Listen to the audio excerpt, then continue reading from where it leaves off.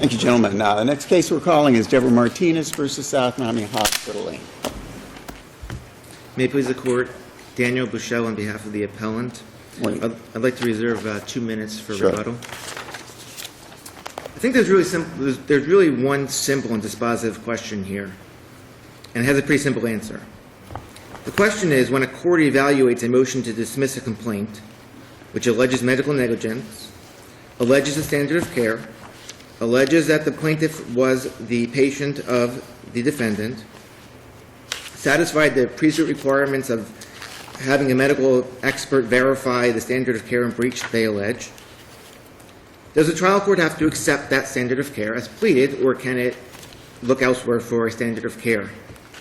And the simple answer has been answered already by the Florida Supreme Court in the Pate versus Threlkel case, and said that duty is defined by statute in medical malpractice case as the standard of care.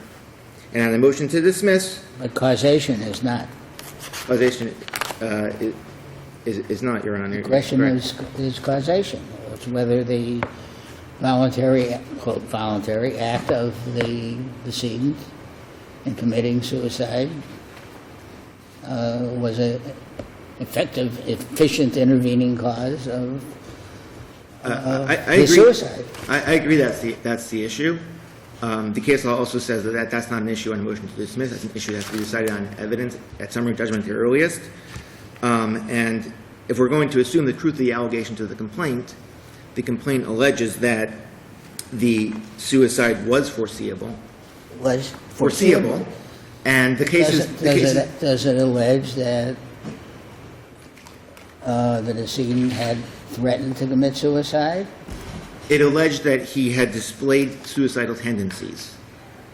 It doesn't, in the Rafferman case. The Rafferman case is on a motion for summary judgment, and in this court discussion in the Rafferman case, it says that he did not display suicidal tendencies whatsoever, and we allege. I believe that it says something to the effect that the only thing he displayed was that he was previously a happy-go-lucky person, and now he was not as happy or was sad. Counsel, I'm sorry? doesn't the Rafferman case cite an ALR citation having to do with people who commit suicide in mental institutions? And it says, obviously there is some notice of mental difficulties in such a situation. He wouldn't be in a mental institution. But that there is no liability for a suicide unless there is a threat to commit suicide or some specific indication that if certain actions were not done, he would commit suicide. He certainly was mentally ill, of that there's no question. That's true of every single case in which a person is in a mental hospital. I'm pretty sure that's what that opinion says. I believe, as I recall the opinion, it said specifically about needing to, obviously not every, there has to be something beyond being a mentally ill person, 100%. But what the ALR says, and we've quoted in our brief, is that it depends on the facts and circumstances of the situation whether or not they have displayed suicidal tendencies. Doesn't the Rafferman case say, I'm fairly familiar with it, doesn't it say that in the cases in the ALR in which a person is committed to a mental institution in which it is obvious that he has the defendant hospital is on notice of his mental difficulties, that does not provide liability for a suicide unless there is some specific indication and allegation and proof that suicide was a danger. Yes, I agree. But that's what we alleged here. What did you allege? We alleged that he manifested suicidal tendencies. That he what? That he manifested suicidal tendencies. Well, your allegation in paragraph 21 is that the decedent manifested suicidal tendencies that were either known or should have been known. to the defendants with a proper evaluation. But that was while he was inside of the premises, I'm taking it. Your case is a case where he was admitted, he was let go, he was outpatient, and it occurred on the outpatient while he was in outpatient. Am I correct? Yes, that's correct. So I'm having a problem also. How do we get this proximate cause when all of the cases that I found, every case that I looked through, was when the patient was in the custody of the hospital, the psychiatrist, where they were supposed to do an evaluation and didn't do it. Once they were released, there was no liability. So how do we get around those cases? There are actually several cases in which there was liability found in a case where they were not within the mental facility. Okay. Number one is the Nesbitt case from this court. And what were the facts? The facts were that the plaintiff's son was hospitalized, mentally ill. He was released from the hospital allegedly without, providing negligently, I should say, and he walked onto a train tracks and got hit by a train. Whether or not it was intentional, it's not clear from the opinion. I'm sorry? Whether or not he meant to walk onto the train tracks or he just walked on the train tracks is not clear from the opinion, but this court held that there could be liability in that case. Another case is Sweet versus Sheehan, which is the second DCA case from 2006. And in that case, it was purely an outpatient relationship. And the trial court dismissed the case on summary judgment, saying that there couldn't be any liability. And the second DCA said this is a medical malpractice case like any other. And when we're looking at duty, we look at We're not talking about duty. Okay, well, I think there was proximate cause in that case as well. I'm not positive. I believe so. And it was upheld. The summary judgment was reversed, and it was held that the plaintiff could proceed to trial on his claim. Another case. What about Paddock, for example?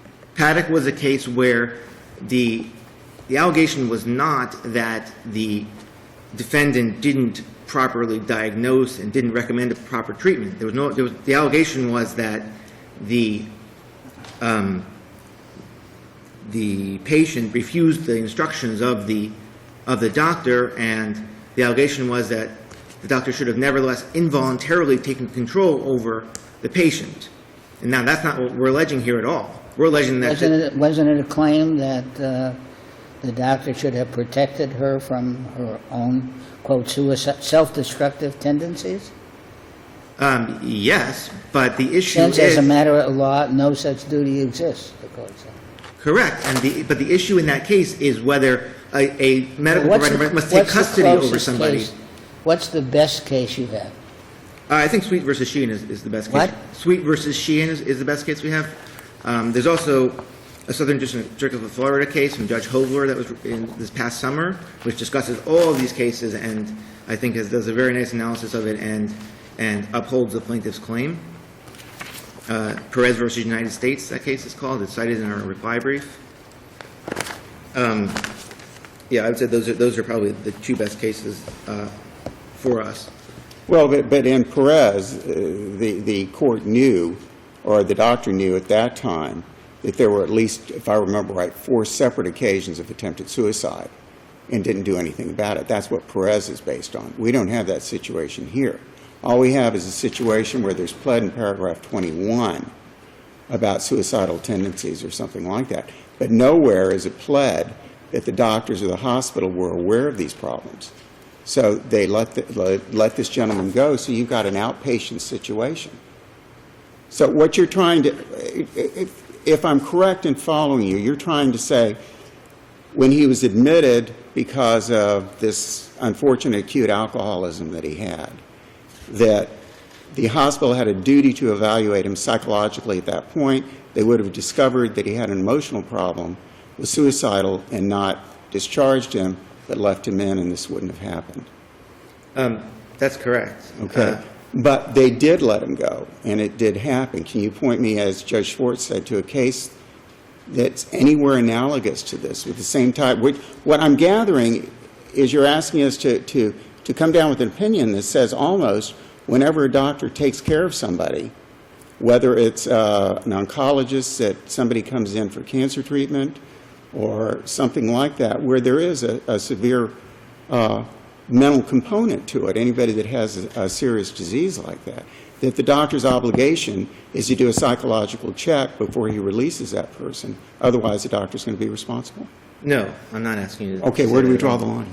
Well, I think we're talking about when you're in an addiction treatment center, not a cancer center, you're talking about being treated by mental health care providers and who are specifically trained in the fact that an addicted person, let alone a long-time addict like the plaintiff here, has something like 100 times the suicide risk of the average individual. It's not something out of the blue. It's not like, oh, cancer, suicide, they're out here. No, it's addiction, suicide, they're right here.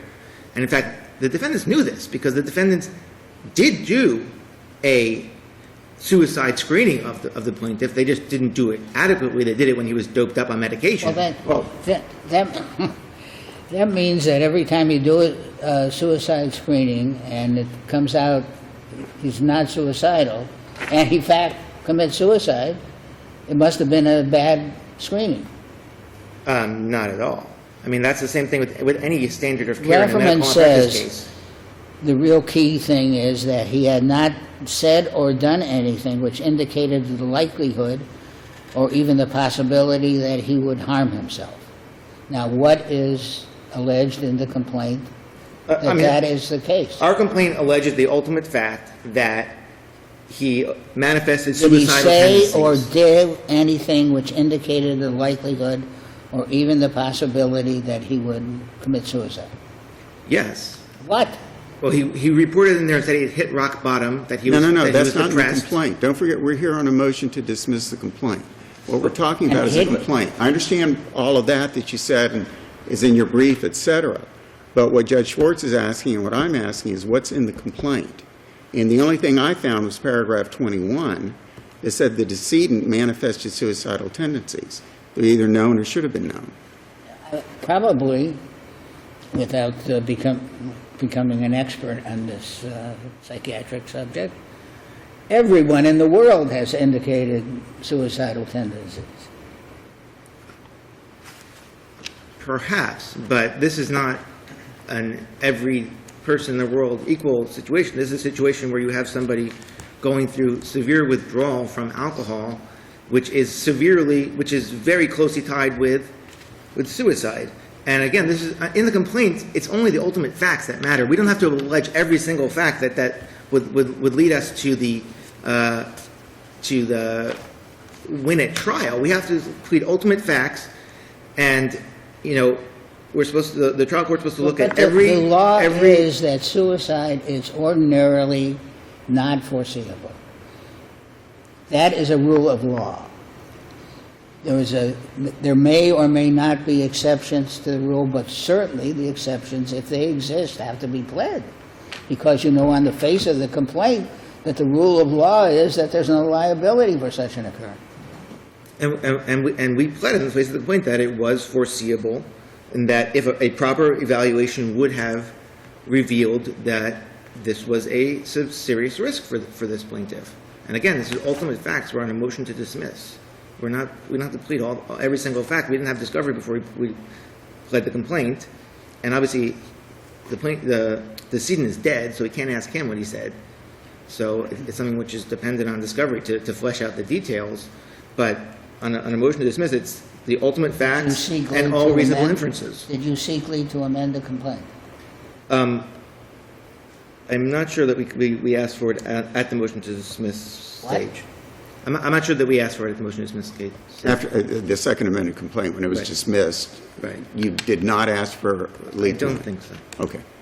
Counsel, we've taken you way over. Appreciate it. We'll let you have a couple minutes for rebuttal. May it please the Court, Richard Warren, on behalf of Appellees Dr. LaRocca and his professional association, we would like to reserve 3 minutes of our time for comments by counsel for South Miami Hospital. The complaint in this case alleges that he manifested suicidal tendencies that were either known or should have been known to the defendants with proper evaluation. That is a conclusory statement. What facts support this conclusory statement? The only fact alleged in the complaint is that Mr. Martinez was being treated for alcohol addiction.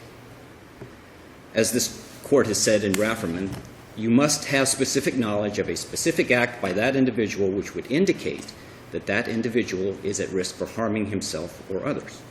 And in addition to Judge Schwartz's opinion in Rafferman, we have this court's decision in the Kelly case, in which this court has thus recognized that it is the suicidal tendencies of a specific person, not an undifferentiated knowledge about a group of individuals who may be receiving some type of drug, alcohol, or mental health treatment, which is determinative of the existence of a duty owed to that person. Also in the Lawler case, the patient in that case exhibited depression and other factors, but there was no knowledge by the psychiatrist of any acts that would indicate he would harm himself. And in both those cases, obviously, Lawler was a summary judgment. Kelly was also a summary judgment. The First District in the Tooten case has issued an order affirming the dismissal of a complaint in a similar circumstance. In that case, it's even a better case for the plaintiff than ours, because there you had a treating psychiatrist, and the patient had indeed manifested suicidal tendencies. And the court went so far into that case, and of course the patient was discharged, and they alleged the psychiatrist was negligent in discharging him from inpatient care. The court in that case dismissed a complaint saying that there is no duty, even in that extreme situation, which might even fall under Judge Schwartz's possible exception. This case is not even close to that. Dr. LaRocca is not a psychiatrist. He's a medical doctor. The complaint alleges that he has experience in treating addiction and detoxification. He is not anywhere alleged to be treating a mental illness. He is not anywhere in the complaint alleged that he had specific knowledge of a specific act that would trigger a duty in that case. He was not in the custody of Dr. LaRocca when he committed this act. Going back to their complaint, I would like to compare their allegations about knew or should have known he manifested suicidal tendencies to the allegations in Boynton, which were the psychiatrist knew or should have known that the patient threatened harm to this individual. The court affirmed an order dismissing that complaint and pointed out that the complaint did not allege any specific threats. Talking about Boynton versus Berglass? Yes. He threatened. The killer told the psychiatrist that he was going to kill. You know, you have more knowledge than I do of that case, obviously, but I'm reading from the opinion. He did not allege specific threats. There's a footnote to the criminal case in which he was convicted of murdering the person that he threatened that he was going to murder to the psychiatrist. Of course, I'm speaking, from what I know point you of view have I'm speaking. more detailed knowledge, and I'm going to stop talking about that case right now. But as far as medical doctors go, this court issued a decision in Garcia versus Lifemark Hospitals, and that involved a medical doctor who was treating a medical condition who in fact had knowledge that the patient was there because he had attempted to commit suicide. And the court in that case also, citing foreseeability of suicide, said that there was no duty on the part of those doctors to evaluate him psychologically.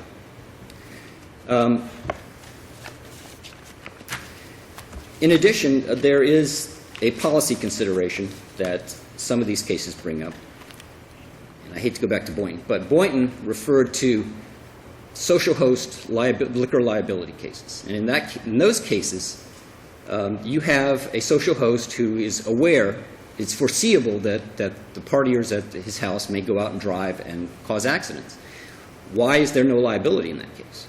Well, the Boynton court pointed out that to impose responsibility on someone for the voluntary actions of another person is not something that the law recognizes, except in extreme situations. That is not the situation here, and to impose that duty on, as you would say, all persons who are receiving addiction treatment according to their theory would require some kind of analysis. That, in weighing the social burden of that duty on doctors, would militate against finding a duty in this case. Let me turn over to Seth Lang.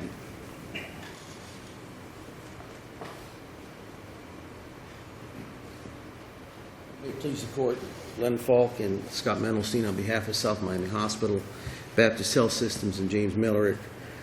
I concur in the argument of Mr. Warren.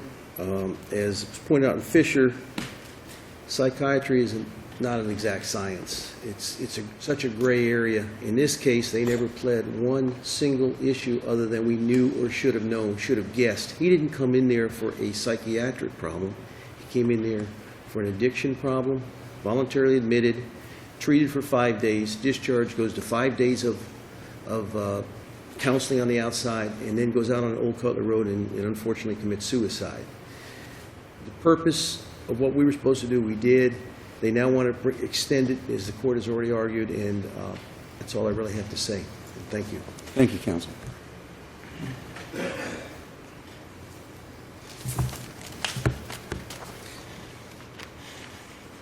just want to bring it back to what I think is a very important point here, and that is there's two things in the cases that they're relying on, which are not here, which are not alleged here, which have never been alleged here, never been discussed here. Number one is Garcia, Tootin, Lawler. These are all cases where proper recommendations were made, but they weren't followed. And in that case, it makes sense to say, well, how can a medical provider be responsible for the acts of somebody else when they recommended the right thing, but no one listened? And that's true. That's true in Boynton as well. And I mean, that's number one. And I think number two is that if we look at where we are procedurally, we are at a motion to dismiss. We're talking about a complaint to allegations, and we're talking about allegations that must be accepted as true. All of these other factors that we're talking about, proximate causation and the details of what would have put them on notice, I think are appropriate issues for evidence at summary judgment. And I think that there's quite a bit of case law that supports me. And all the cases that they're citing, except for Tootin, are summary judgment cases. They're not motions to dismiss. And I think that